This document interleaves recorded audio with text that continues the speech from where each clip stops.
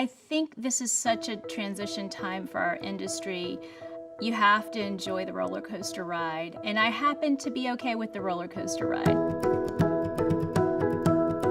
So I was born in a small town in North Carolina called Morganton. My parents are originally from the Middle East.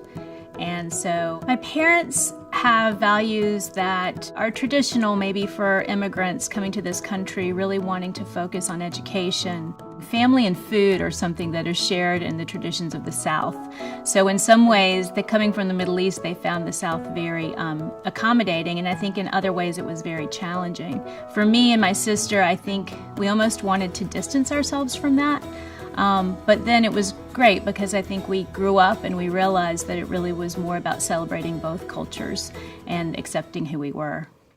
From a young age, age 14, I went up to Exeter, New Hampshire, and went to Phillips Exeter Academy there for high school. And then the South was kind of calling my name after 4 years in the Northeast, both from a weather perspective, but also I really fell in love with Duke and went there for 4 years studying public policy and French, and thinking I wanted to go to the State Department to be a diplomat, but quickly changed course after college and eventually ended up at UNC Chapel Hill for my business degree.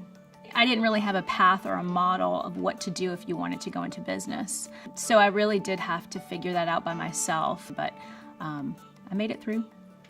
I took an internship at a financial firm and really started to learn some of the basics of finance. And in that job, had a mentor who believed in me, and it's her husband who hired me into my first kind of business job.